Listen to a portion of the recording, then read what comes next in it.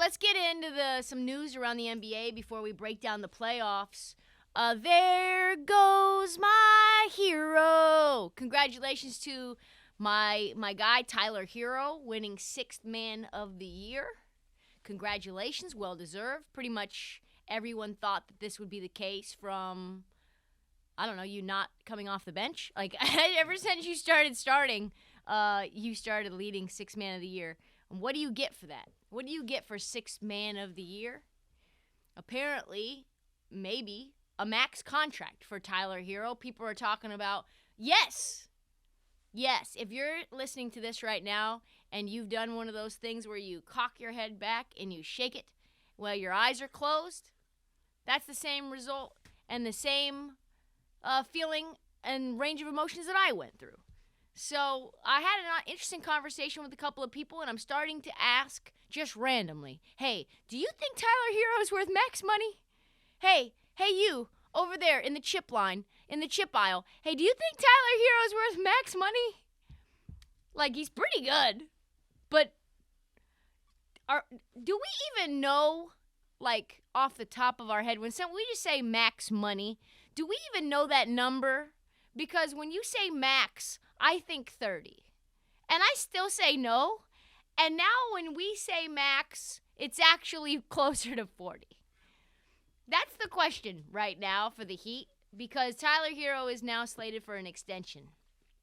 And it could be an expensive one for a team already sort of struggling with their cap situation. I think that they are at over $140 million. That puts them squarely in the luxury tax.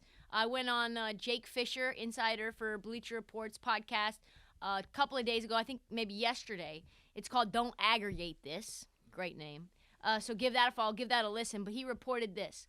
Some rival executives and agents polled believe Herro's next deal may approach 5 years, $184 million maximum. Others have pointed more towards Jaylen Brown's recent structure of a 4-year, $106 million deal. Let me just say this. There is a significant difference between $27 million a year and $37 million a year. That's an extra player or two that now you don't get to sign. So where, to those who are thinking about this situation, like, first and foremost, is he worth that? Like, where will he fall in terms of who's going to pay him? Where is he going to fall in terms of that range when it comes to his next contract? Is he a max player? I don't think so. Me personally, he's a nice player. I think if you can get 2 or 3 other guys that can shoot the three around screens, kind of do some facilitating, has the ability to do that thing that he does with his lip, maybe get Jack Harlow to partner on a song with him, think maybe that guy's just as worthwhile as Tyler Herro. And I like Tyler Herro, but you're already paying Jimmy Butler $36 a year, Kyle Lowry $28 a year, Bam Adebayo $32 a year. Is he more valuable than any of those humans on the court? I mean, I don't mean in terms of his worth as a human. I mean just in terms of is he worth more money to the Heat than any one of them? I don't think any of them. To me, I think he's a little bit less valuable than Kyle Lowry. He is younger, so maybe you factor in more money coming in from betting or whatever. No. Max money reserved for superstars. And Tyler Herro, if you're paying Tyler Herro and he's not a superstar, max money, $37 million a year, you're not going to win a championship, unfortunately. Unfortunately, that's a hit.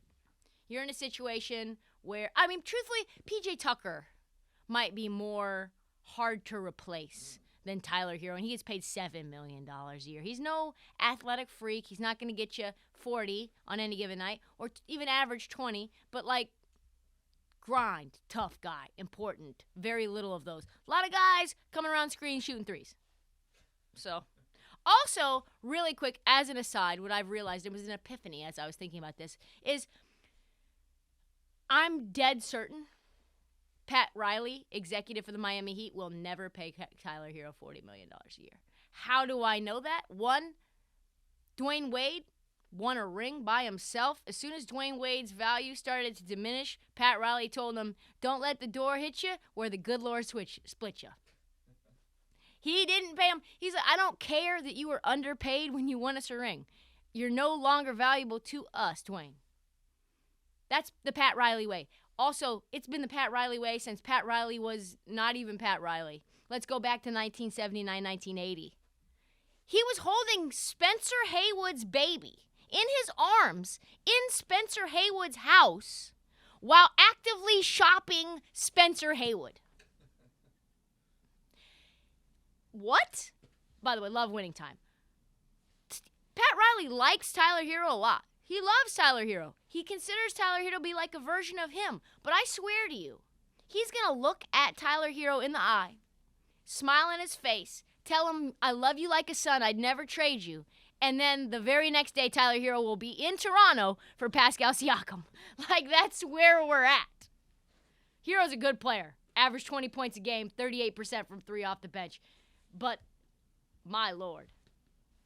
I tell you what, he can become one of the top scorers at that age, at that size, at what he's doing. He makes things look easy. Bam Adebayo loves him. That's his quote. Problem is, that shit does not matter to Pat Riley. Deuces, Tyler Herro. He does not care how popular you are. He does not care about that. He cares about only two things: winning and whether you're affordable. And Tyler Herro might have made himself quite unaffordable to the Miami Heat.